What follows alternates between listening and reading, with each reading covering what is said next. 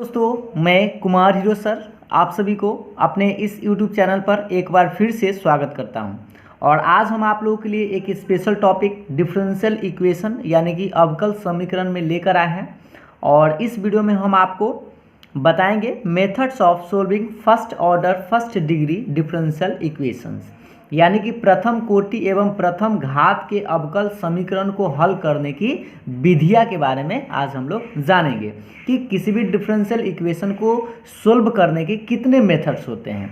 और उन सारे मेथडों को जानने के बाद हम एक एक करके सभी मेथड पर क्वेश्चन सीखेंगे। तो जैसे पहले आप जान लीजिए कि जो डिफरेंशियल इक्वेशन बनाने का जो मेथड्स है या जो सोल्व करने का जो मेथड्स है वह तीन तरह के हैं। पहला वेरिएबल सेपरेबल डिफरेंशियल इक्वेशन, दूसरा जो होता है वह होमोजीनियस डिफरेंशियल इक्वेशन और तीसरा जो होता है वह लीनियर डिफरेंशियल इक्वेशन। हिंदी में इसको समझ लीजिए पृथक करणीय चर वाले रैखिक अवकल समीकरण, और एक होता है समघातीय अवकल समीकरण और एक बोलते हैं रैखिक अवकल समीकरण। तो इन तीनों जो हमारा मेथड्स है, तीनों मेथड्स के बारे में हम लोगों को पढ़ना है एक एक करके। तो पहले हम लोग वेरिएबल सेपरेबल डिफरेंशियल इक्वेशन के बारे में जानेंगे। तो इस वीडियो में हम आपको वेरिएबल सेपरेबल मेथड्स के बारे में ही बताएंगे। तो चलिए स्टार्ट करते हैं वेरिएबल सेपरेबल मेथड। उससे पहले अगर आप मेरे वीडियो पर नए हैं तो प्लीज़ मेरे वीडियो को लाइक ज़रूर कर दीजिएगा, और अगर आपने मेरे चैनल को अभी तक सब्सक्राइब नहीं किया है तो मेरे चैनल को भी सब्सक्राइब कर बेल आइकन को भी प्रेस कर लीजिएगा, जिससे कि आपको न्यू वीडियो आसानी से मिलते रहे। तो चलिए देखते हैं कि वेरिएबल सेपरेबल मेथड्स क्या होता है। तो देखते हैं कि वेरिएबल सेपरेबल मेथड में हम लोग कैसे डिफरेंशियल इक्वेशन को सोल्व करते हैं।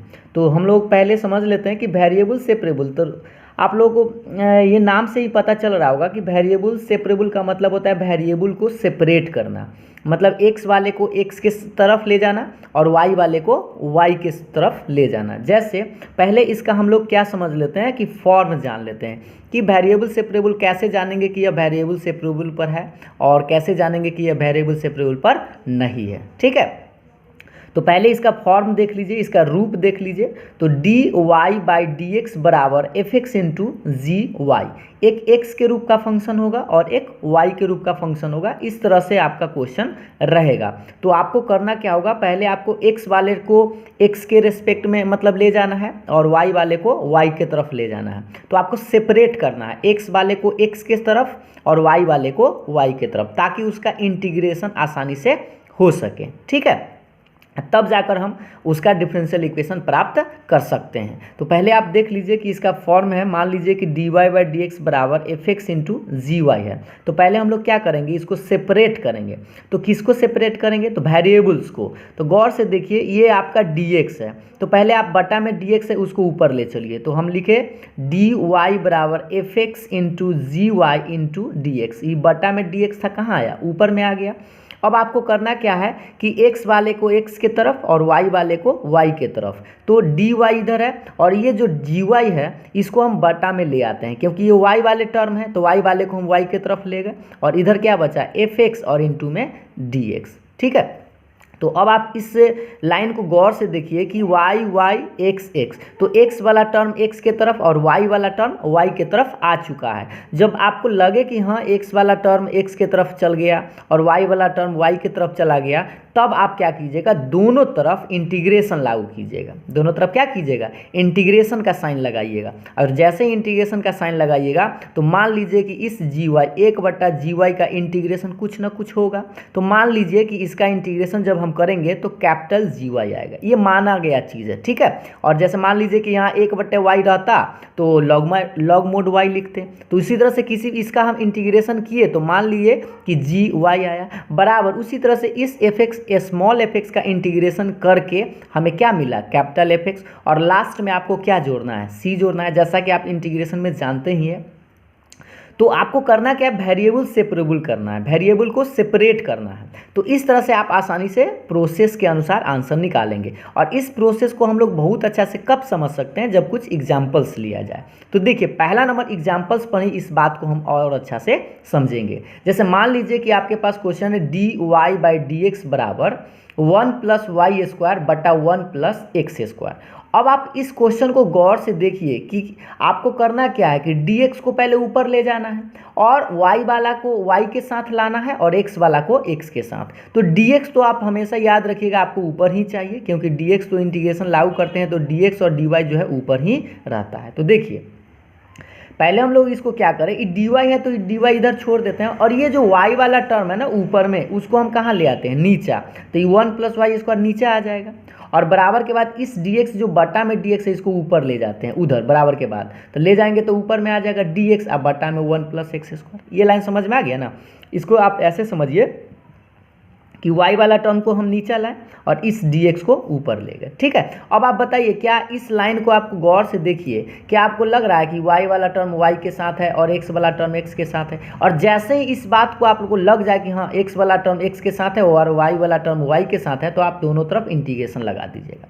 और जैसे ही दोनों तरफ इंटीग्रेशन लगाइएगा तो आपको फॉर्मूला लगाना पड़ेगा। अब मान लीजिए कि 1/1 + y² है, इसका इंटीग्रेशन तो आप लोगों को याद होना चाहिए। और किसका इसका इंटीग्रेशन होता है tan 1y, यहाँ पर x नहीं है y है इसीलिए tan 1y। और यहाँ पर गौर से देखिए सेम फार्मूला 1/1 + x² तो tan 1x और प्लस में c। तो ये आपका आंसर आसानी से निकाल सकते हैं। तो इस तरह से आप वेरिएबल सेपरेबल करना है, बस इसमें आपको ज़्यादा दिमाग नहीं लगाना है।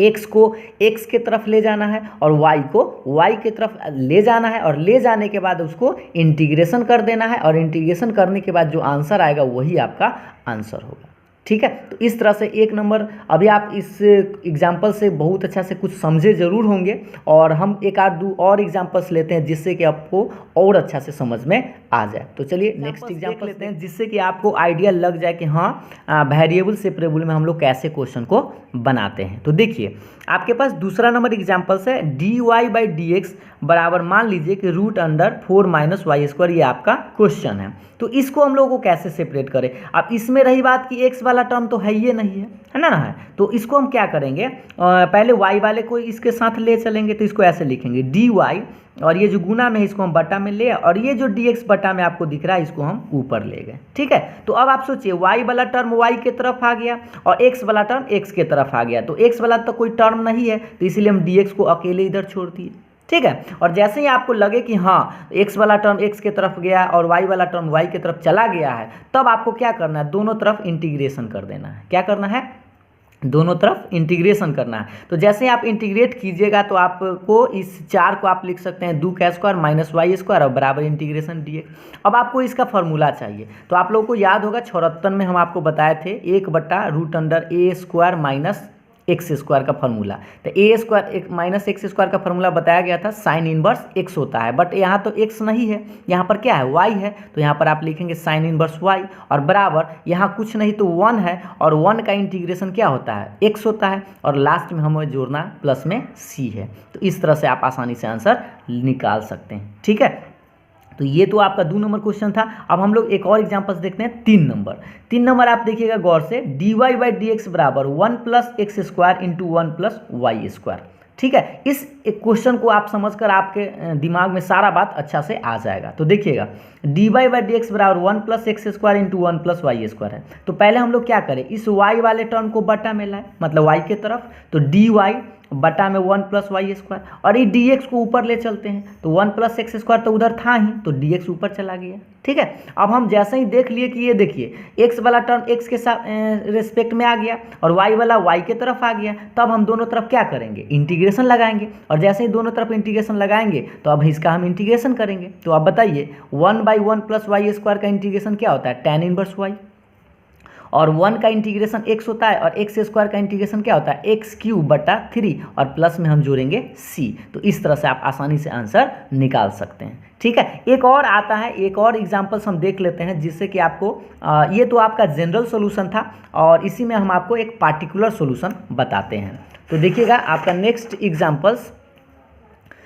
एग्जांपल्स आप देख लीजिए गौर से कि मान लीजिए कि आपके पास क्वेश्चन है dy/dx बराबर y tan x, जहाँ पर y का मान 1 दिया गया है और x का मान 0 दिया गया है। तब आपको इसका जनरल सॉल्यूशन न बल्कि पार्टिकुलर सॉल्यूशन यानी विशिष्ट हल निकालना है, ठीक है। तो विशिष्ट हल कैसे निकालते हैं, तो देखिए कुछ क्वेश्चन में आप देखिएगा अगर बुक में तो आपको ये दिया गया रहेगा और कुछ क्वेश्चन में ये दिया नहीं रहेगा। तो अगर दिए हुए है इसका मतलब पार्टिकुलर सॉल्यूशन निकालना है, और नहीं दिया गया इसका मतलब जनरल सॉल्यूशन। तो बनाएंगे हम लोग उसी तरह से। तो जैसे पहले आप देखिए dy बाई डी एक्स है बराबर में y tan x है ना। तो पहले हम लोग क्या करेंगे, पहले उसी तरह से सेपरेट करेंगे। तो tan x को तो हम इधर नहीं लाएंगे बल्कि इस y को लाएंगे, तो बटा में y आ गया और इस dx को हम ऊपर ले गए, ठीक है। तो dx ऊपर चला गया। और जैसे ही आप देखिए ये y वाला टर्म इधर आ गया और x वाला टर्म इधर आ गया, तो अब हम दोनों तरफ क्या करेंगे, इंटीग्रेशन लगाएंगे। और जैसे दोनों तरफ इंटीग्रेशन लगाएंगे तो बताइए 1/y का आप लोग को याद होगा लॉग मोड y होता है,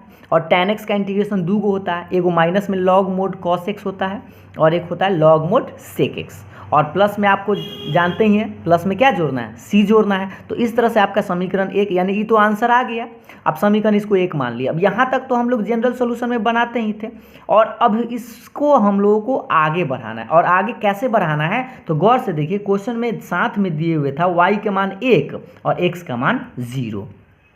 तो यहाँ रख दीजिए y का मान 1 और x का मान 0 इस समीकरण 1 में। तो गौर से देखिए यहाँ पर आप क्या लिखिएगा, y का मान 1 तो यहाँ लिखिएगा लॉग मोड 1 और बराबर में लिखिएगा लॉग मोड सेक, और ये x और x का मान क्या लिखिएगा 0 और प्लस में c।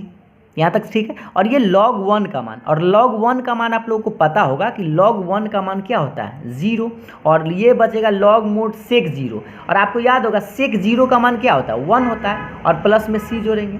अब ये देखिए 0 तो रहेगा ही, और log 1 फिर आ गया और log 1 का मान फिर लिखेंगे 0 और प्लस में c। तो इस तरह से c का वैल्यू कितना आया 0 आया। तो c का मान जब निकल जाए तो आप c का मान निकालने के बाद क्या कीजिएगा, इस c के मान को आप समीकरण 1 में रख दीजिएगा। तो देखिए समीकरण 1 से समीकरण 1 क्या है, लॉग मोड y बराबर लॉग मोड सेक x प्लस c, और c के जगह हम कितना लाए 0, तो इस c के मान 0 रखेंगे। और अब आप बताइए 0 इसमें जोड़िएगा भी तो इतना ही रहेगा, लॉग मोड y बराबर लॉग मोड सेक x। इस लॉग से लॉग को हम दोनों तरफ से हटा सकते हैं, तो हटाएंगे तो हमारे पास क्या मिलेगा y बराबर सेक x। इस तरह से ये आंसर आ गया। तो आप आसानी से कैलकुलेट अब कर सकते हैं, जनरल सॉल्यूशन हो या पार्टिकुलर सॉल्यूशन हो। आप एक्सरसाइज 9.4 उठाइएगा और एक एक क्वेश्चन को बनाइएगा, और आप लोगों को बनेगा ज़रूर। अगर आप लोगों को यह समझ में आ गया है तो बताइएगा हमें कमेंट करके ज़रूर कि आप लोगों को समझ में आया कि नहीं। और अगर आप लोगों को अच्छा लगा हो, समझ में आ गया हो, तो मेरे वीडियो को लाइक कर मेरे चैनल को सब्सक्राइब ज़रूर कर दीजिएगा, और कमेंट करके हमें ज़रूर बताइएगा। तो मिलते हैं फिर हम लोग नेक्स्ट वीडियो में आपको एक्सरसाइज के साथ 9.4 के साथ। तब तक के लिए बाय बाय।